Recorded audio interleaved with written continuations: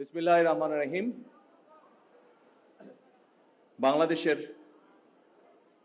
মহান স্বাধীনতা জাতীয় দিবস 2026 উপলক্ষে বিএনপি আয়োজিত আজকের এই অনুষ্ঠানের সম্মানিত সভাপতি, আজকের এই অনুষ্ঠানে উপস্থিত স্বাধীনতা যুদ্ধে অংশগ্রহণকারী বীর মুক্তিযোদ্ধাগণ, আমাদের মঞ্চের সামনেও আছেন, মঞ্চে উপস্থিত আছেন কয়েকজন, সরকারের সম্মানিত মন্ত্রীবৃন্দ, মাননীয় সংসদ সদস্যবৃন্দ, সুশীল সমাজের প্রতিনিধিবৃন্দ, সম্মানিত আলোচকবৃন্দ এবং আমার সামনে উপস্থিত আমার দলের প্রিয় সহকর্মী ভাই ও বোনেরা, আসসালামু আলাইকুম।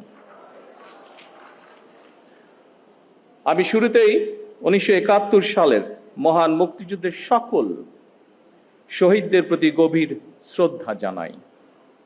স্বাধীনতার ঘোষক শহীদ রাষ্ট্রপতি জিয়াউর রহমান সহ বাংলাদেশের স্বাধীনতা ও মুক্তিযুদ্ধের ইতিহাসের সকল জাতীয় নেতৃবৃন্দকে কৃতজ্ঞতা জানাই। সকল বীর মুক্তিযোদ্ধা, আহত ও পঙ্গু মুক্তিযোদ্ধা এবং মুক্তিযুদ্ধকালীন বাংলাদেশের সাহসী জনগণের অবদানকে স্মরণ করছে, যাদের অনন্য অবদানে আমাদের আজকের এই স্বাধীন বাংলাদেশ। সম্মানিত উপস্থিতিবৃন্দ, সাধারণত এর আগেও যখন 26শে মার্চ, 16ই ডিসেম্বর বা এই ধরনের ঐতিহাসিক দিনগুলোর আলোচনা সভা অনুষ্ঠিত হয়েছে, এর আগেও আমি দু একবার একটি কথা আপনাদের সামনে বলেছিলাম। সেই কথাটা দিয়েই আজকে আমার খুবই সংক্ষিপ্ত বক্তব্যটি উপস্থাপন করতে চাইছি। যে কথাটি আমি আপনাদের সামনে বলেছিলাম সেটি ছিল এমন, সেটি হলো, অতীত নিয়ে সবসময় পড়ে থাকলে এক চোখ অন্ধ, আর অতীতকে যদি আমরা ভুলে যাই তাহলে আমাদের দু চোখই অন্ধ। সুতরাং আমরা যেমন অতীতকে একদম ভুলে যাব না, ভুলে যাওয়া চলবে না, ঠিক একইভাবে অতীতেও আমরা দেখেছি, খুব বেশি দিন না, নিকট অতীতেও আমরা দেখেছি যে অতীত নিয়ে এত বেশি চর্চা হয়েছে, যেটা আমাদের সামনে বৃদ্ধ ভবিষ্যৎ আছে সেই ভবিষ্যৎকে বাধাগ্রস্ত করেছে।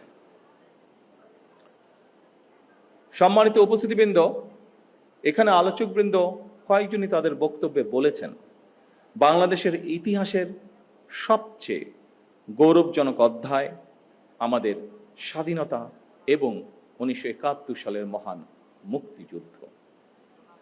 বাংলাদেশের জন্মযুদ্ধের এই গৌরবজনক ইতিহাস নিয়ে আপনারা যারা আজকে মঞ্চে উপস্থিত, যারা আলোচনা করেছেন, তাদের মধ্যে বেশ কয়েকজন উপস্থিত আছেন যারা সরাসরি মুক্তিযুদ্ধে অংশগ্রহণ করেছিলেন, মুক্তিযুদ্ধের সময়ের নৃশংসতা প্রত্যক্ষ করেছেন সেই সকল মুক্তিযোদ্ধা সরাসরি।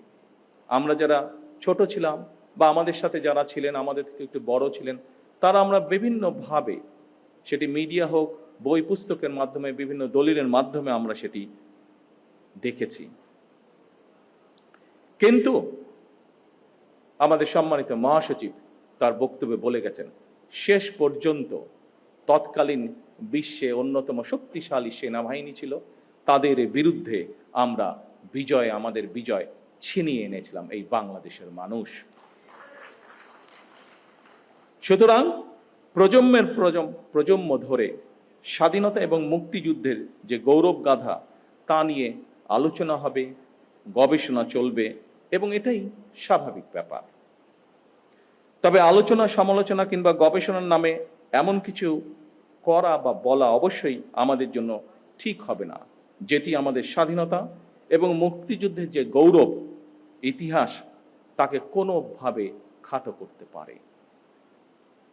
সম্মানিত উপস্থিতিবৃন্দ, সম্মানিত সভাপতি, মঞ্চে উপস্থিত আলোচকবৃন্দ, বাংলাদেশের স্বাধীনতার ঘোষণা এবং এর প্রেক্ষাপট নিয়ে আপনাদের বক্তব্যে অনেক তথ্য উঠে এসেছে, অনেক অজানা তথ্য, যা এই মঞ্চে সহ অথবা সামনে যারা বসে আছেন বাইরেও বহু মানুষ আজকের এই আলোচনা শুনছেন, অনেকেরই হয়তো অনেক কিছু জানা ছিল না, কিন্তু আলোচকবৃন্দের বক্তব্যে আজকে এই রকম অনেকগুলো বিষয় উঠে এসেছে।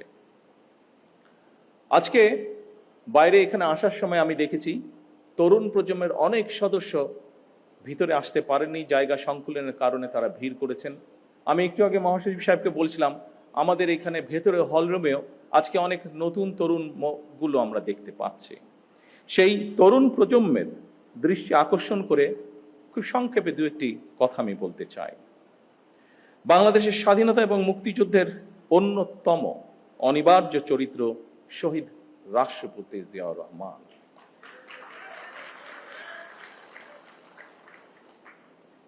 আমরা দেখেছি অতীতে যেভাবে শহীদ জিয়াউর রহমানকে, তার অবদানকে, তার কাজকে খাটো করার চেষ্টা করা হয়েছে, এর থেকেই প্রমাণিত হয়েছে শহীদ রাষ্ট্রপতি জিয়াউর রহমান অবশ্যই বাংলাদেশের মুক্তিযুদ্ধের একজন অনিবার্য চরিত্র। কিন্তু সম্মানিত উপস্থিতিবৃন্দ, শহীদ রাষ্ট্রপতি জিয়াউর রহমান হঠাৎ করেই কিন্তু স্বাধীনতার ঘোষণাটি দেননি। শহীদ জিয়া প্রথম জীবনে অবশ্যই একজন রাজনৈতিক কর্মী ছিলেন না, তিনি একজন সামরিক সৈনিক ছিলেন। তবে তিনি বাংলাদেশের স্বাধীনতার যে স্বপ্ন, সেটি যে তার মনের মধ্যে সেই বোধ শক্তির পথ থেকে লালন করতেন, এটি কিন্তু তার একটি লেখায় ফুটে উঠেছে। স্বাধীনতার চিন্তা চেতনা যে তিনি ধারণ করতেন, একটি স্বাধীন বাংলাদেশের জন্য যে তার একটা দীর্ঘ মানসিক প্রস্তুতি ছিল, সেটি আমরা তার একটি লেখা থেকেই পরিষ্কারভাবে বুঝতে পারি।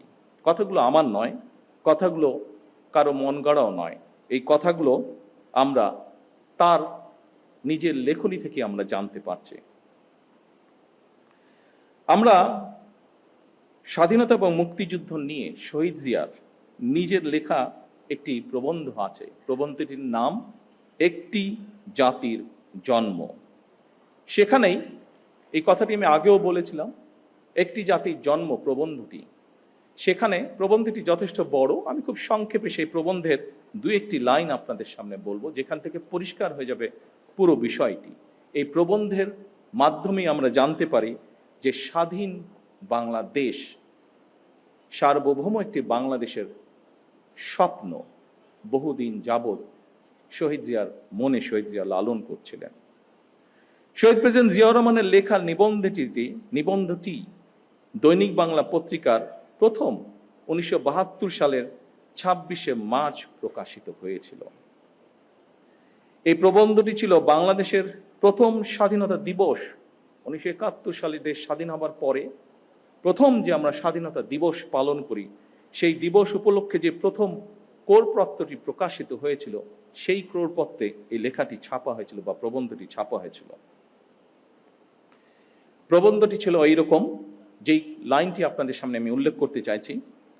এই প্রবন্ধটি বা নিবন্ধটির শেষ প্যারায় শহীদ জিয়াউর রহমান লিখেছিলেন, তখন রাত 2:15 26শে মার্চ 1971 সাল। রক্তের আখরে বাঙালির হৃদয়ে লেখা একটি দিন। বাংলাদেশের জনগণ চিরদিন স্মরণ রাখবে এই দিনটিকে, স্মরণ রাখবে, ভালোবাসবে। এই দিনটি তারা কোনোদিন ভুলবে না, কোনো দিন না। এভাবেই উনি লিখেছিলেন।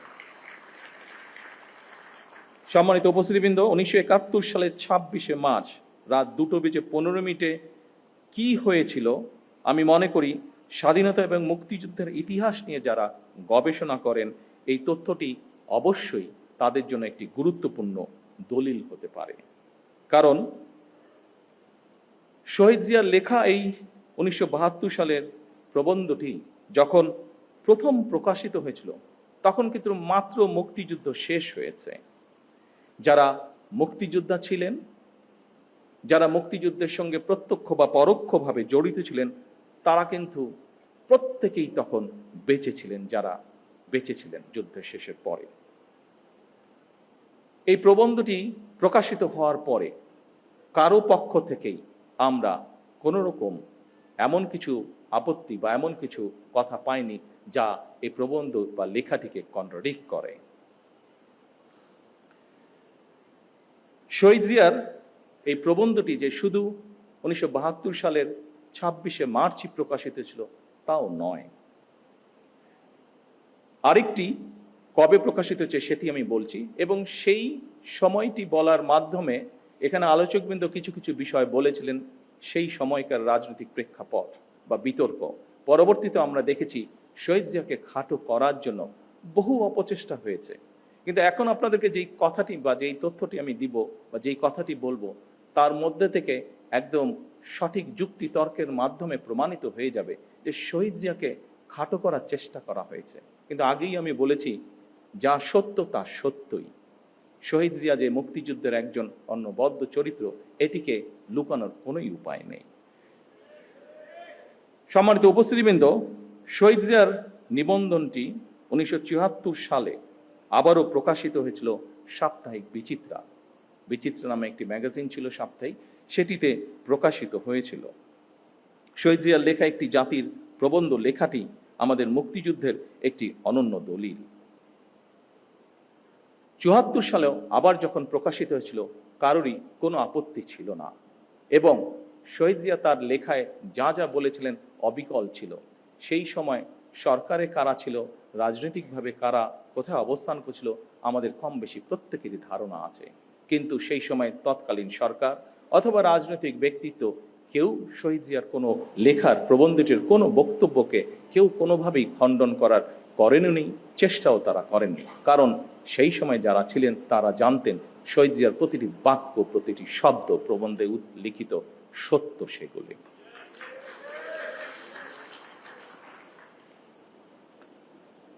সম্মানিত সভাপতি, মঞ্চে উপস্থিত সুধীবৃন্দ, সম্মানিত নেতৃবৃন্দ, আমার সামনে উপস্থিতিবৃন্দ, সাংবাদিক ভাইরা, প্রিয় সহকর্মী ভাই বোনেরা, বছরের পর বছর এমনকি যুগের পর যুগ ধরে বিশ্বের যেখানে যারা স্বাধীনতার লড়াই করেছেন, সংগ্রাম করেছেন, একমাত্র তাদের পক্ষেই উপলব্ধি করা সম্ভব স্বাধীনতার মূল্য কতখানি।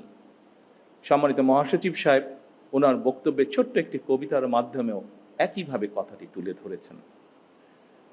আমরা যদি একটু পাশে তাকাই তাহলেই দেখতে পারবো স্বাধীনতার গুরুত্ব এবং তাৎপর্য উপলব্ধি করতে পারছে স্বাধীনতাকামী ফিলিস্তিনের মানুষ। লক্ষ প্রাণের বিনিময়ে আমরা 1971 সালের আমাদের স্বাধীনতা অর্জন করেছি। হাজারো প্রাণের বিনিময়ে আমরা 2024 সালে দেশ এবং স্বাধীনতা রক্ষা করেছি। সম্মানিত সহকর্মীবৃন্দ, এখানে আজকের এই আলোচনা সভায় আমার সামনে এরকম অনেকে উপস্থিত আছেন যারা 2024 সালের সাক্ষ্য। 2024 সালে যারা বিভিন্ন প্রতিকূল পরিস্থিতির ভিতরে থেকেও, বিভিন্ন অত্যাচার নির্যাতন সহ্য করেও আপনারা কিভাবে প্রতিরোধ গড়েছিলেন, কিভাবে আপনারা স্বৈরাচারকে দেশ থেকে বিতাড়িত করেছিলেন। আমরা আমাদের বহু সহকর্মীকে সেদিন হারিয়েছি। সম্মানিত উপস্থিতিবৃন্দ, প্রতিটি প্রাণের স্বপ্ন আছে, আকাঙ্ক্ষা আছে। স্বপ্ন ছিল, আকাঙ্ক্ষাও ছিল। সেই আকাঙ্ক্ষা পূরণেই তারা সাহসের সঙ্গে, যারা সেদিন লড়াই করেছিল, তারা সাহসের সঙ্গে অধিকার আদায়ের জন্য লড়াই করেছিলেন 71-90-তে।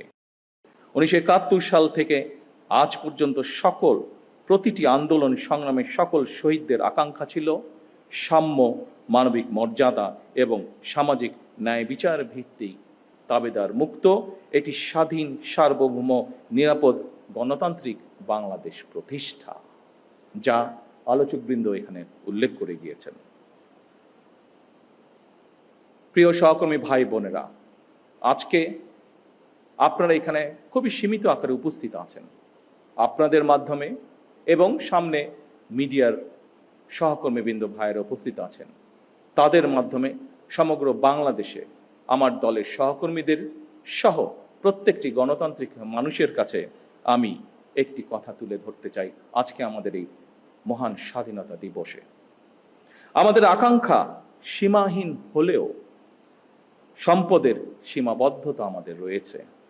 আমাদের স্বাদ এবং সাধ্যের মধ্যে ফারাক থাকলেও আমি এই দেশের একজন নাগরিক হিসাবে, একজন রাজনৈতিক কর্মী হিসাবে দৃঢ়ভাবে বিশ্বাস করি, আমরা যদি ঐক্যবদ্ধভাবে এগিয়ে যাই, আমরা যদি ঐক্যবদ্ধভাবে সকলে একসাথে দেশের জন্য কাজ করি, তাহলে অবশ্যই আমরা আমাদের কাঙ্ক্ষিত স্বনির্ভর বাংলাদেশ গড়ে তুলতে পারব।